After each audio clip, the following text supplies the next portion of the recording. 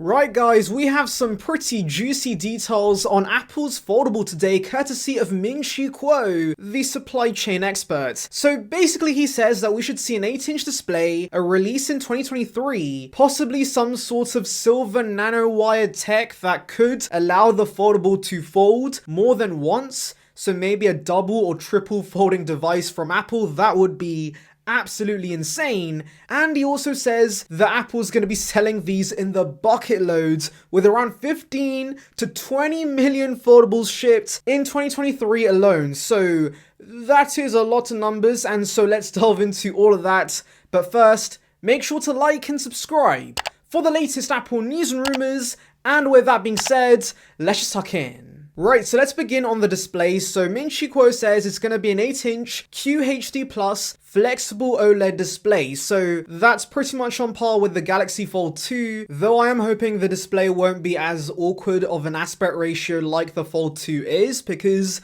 the aspect ratio on the Fold is absolutely wacky. I think it's around 5:4, and so basically that means that even when watching videos and viewing content on Instagram and Twitter, you have black bars everywhere, so you really aren't utilizing the much bigger display. And so I'm hoping that Apple can somehow manage to give us an aspect ratio that's a little more normal. In fact, I can't lie, the fact the foldable is 8 inches and an iPad mini is 7.9 inches doesn't seem like a coincidence to me, so I think that basically Apple's going to give us the screen size and aspect ratio of an iPad mini on the inside, and maybe in the future the iPad mini as a whole just gets replaced by this iPhone Fold. That actually would explain the lack of upgrades with the iPad mini lineup as a whole, and of course we are hearing about the iPad mini 6 once again recycling the same design we've had since 2012, so maybe Apple's long-term plan is to kill the iPad mini and replace it with the iPhone Fold, which isn't a bad idea in my opinion, because you still have the abilities of an iPad mini, you have the compact display, you have the advantages with iPad OS,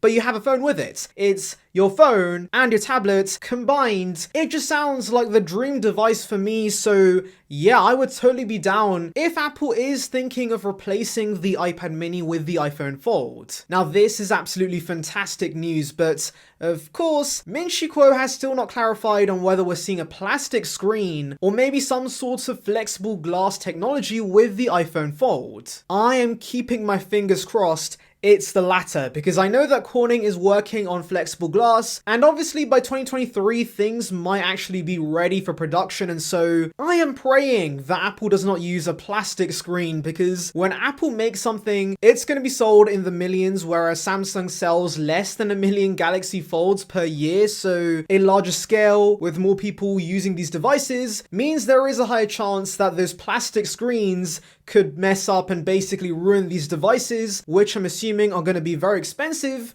and obviously is going to be a PR nightmare for Apple. Anyways, talking about sales, we come to Ming-Chi Kuo's prediction that apparently Apple could be selling 15 to 20 million folding devices in 2023 alone. That is massive, and I know it's a prediction, but I do think this will end up being true, because here's the thing, when Apple makes something, that's when it becomes real. I know it's a meme, but 5G for example, 5G did literally get real when Apple gave it to us on the iPhone 12. And so much like that, I don't think foldables will become real to average Joes until Apple makes one, and so I am hoping that obviously Apple doesn't take their sweet time with this foldable, but obviously they can. I mean, again, like I mentioned, the Fold has sold less than 1 million units in 1 year. That is not so great for a smartphone, especially considering I believe the S-series devices sell around 10 million units per year, so that is a major difference. And obviously I am aware the foldables are more expensive, but to be honest, until Apple enters this market, it's gonna stay that way. Sales are gonna be low, and I don't think a lot of average Joes are gonna be interested in buying Samsung's foldables for quite a while. Anyways, let's move on to the final detail about this Apple Fold, and that is some sort of silver nanowire technology. Now you may be wondering what a silver nanowire thingamajig is.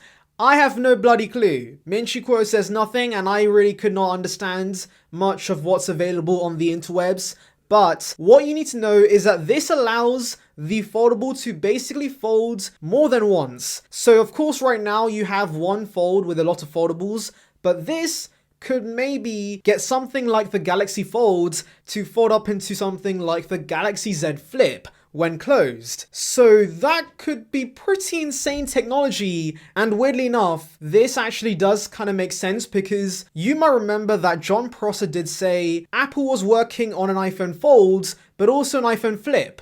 And so what if these two products are actually one product?